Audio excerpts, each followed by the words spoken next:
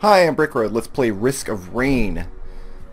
Yeah, Risk of Rain. This is a great game. I love this game. Single player, multiplayer, it's amazing. Kind of hard to connect in multiplayer because it doesn't support Steamworks, but whatever, we're not playing multiplayer right now. Anyway, I'm going to do a single player run of the game. I've got a goal in mind.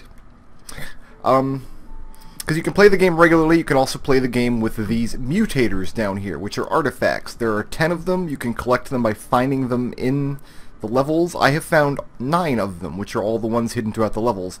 The 10th one is unlocked by beating the game with all 9 equipped. So, that's my goal, is to unlock this 10th artifact. The Artifact of Origin, I believe it's called. I am going to use the Sniper. Sniper is my favorite class. He's got these abilities here, which have been on screen for like a minute now. Just go ahead and read them. You'll be fine. Let's just walk through the articrafts. Not articrafts. Artifacts. I'm mixing up the letters in that word. Let's just walk through what they do. Honor. All the monsters are going to be elites. Elite monsters are harder to kill, but they can potentially drop items if you have a 56-leaf clover, which I'll probably get pretty quickly. Kin, only one enemy type per map. This does disable bosses on the maps. Basically, at the beginning of the map, I'll be able to see what enemy is going to spawn, and I'll have to fight only that kind of enemy for the entire map. Distortion, lock a random skill every minute. This is really bad for the sniper, because if it locks like my regular snipe ability, I'm going to have a really hard time killing anything. Spite, enemies explode on death, and the little bombs can kill you, so be very careful. Glass, I'll have 10% health, but I'll deal 500% damage. Basically, I'll one-shot everything, so. Enigma, my use item will have a random effect, so I don't actually get to plan around using my use item. So, interesting. Sacrifice, I don't have to worry about buying chests, but monsters can drop chests. We're going to turn that on. These two actually synergize really well together, Sacrifice and Enigma, because with Sacrifice on, you'll get a lot of use item chests, and typically what will happen is I only want one use item, so I'll basically have a bunch of chests spawning that are useless to me. But with this Enigma turned on, I won't get any use item chests. It'll just give me the random use item, and I'll just have to deal with it. Command. It's probably the most important one. Items that you get are no longer random. I'll get to pick what I want out of each chest. And Spirit. The lower health I get, the faster I'll run. I don't think that synergizes very well with Glass, but we'll have to see how it goes. If you have never played Risk of Rain before, here's how it works. I am on Rainstorm difficulty. That is the regular difficulty. You have Monsoon, which is much harder, but I'm not that manly. The way it works is I've got to wander around this map. Looks like I've got like golem monsters as my enemy. You can see in the top right. It also says in the top right, difficulty, very easy. That is separate from the difficulty I set in the beginning of the game, from Brainstorm difficulty. Oh, it locked my roll. That's why I couldn't roll away from him. And I got blown up with the spite bombs. Ha! That went well. Okay, it says difficulty, very easy. We're going to try again. That's different from the regular game difficulty that I set at the beginning. The longer you play the game, the harder it gets. It starts at very easy and it works way up to easy, medium, hard, very hard, insane, impossible, so on and so forth. What's locked right now? Oh, my mark ability. That spotter ability. And I gotta fight, well, wisps? Yeah, you know what? The sniper's really good against wisps, because I have a lot of range on them. Now, on every level is one of these teleporters. What you have to do is spawn the teleporter, then stay alive for some amount of time, about 90 seconds. After 90 seconds, I can kill all the monsters on the map, and then I'll be able to use the teleporter and go to the next level. Usually the game is punctuated with random item drops and things. I won't have to worry about any of that, though, because I've got these artifacts turned on. The sniper in particular, he's got his regular shooting ability. Every time he shoots, he gets a little reload bar. If you get the reload bar right in the white space, he gets a super powerful shot. Oh, I took damage. That's not good. So both me and the monsters get fast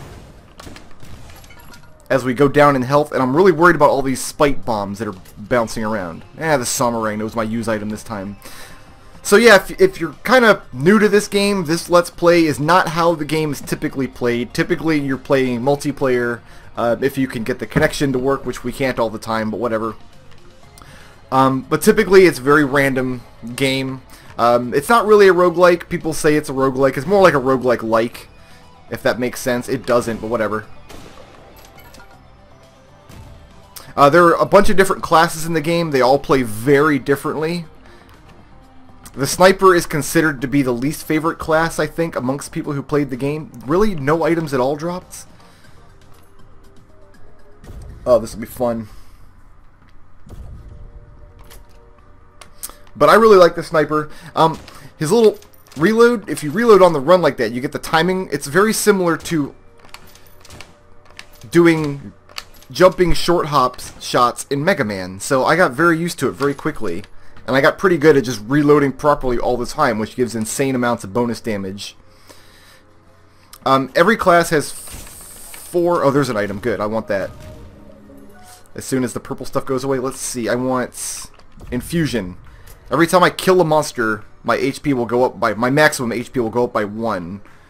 Oh, there's my teleporter. It's gonna spawn a bunch of these mushroom guys.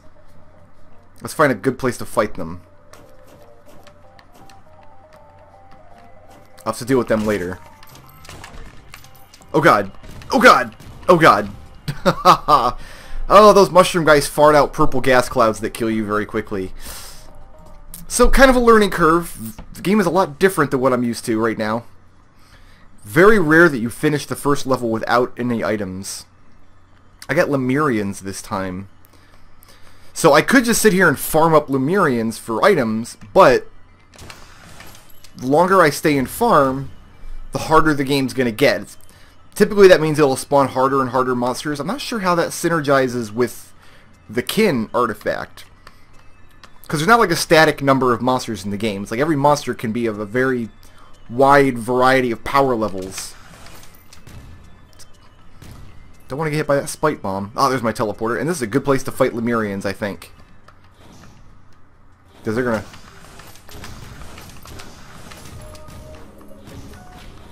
Oh, I've got my roll.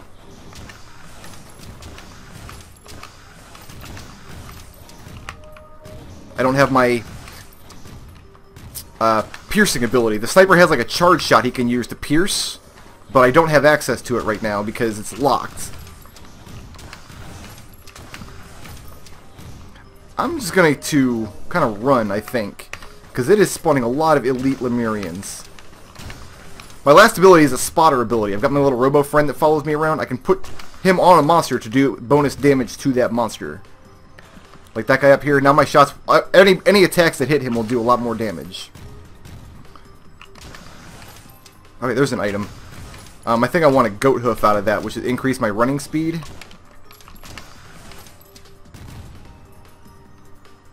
Can I grab one without a Lemurian spawning on top of me? Yes.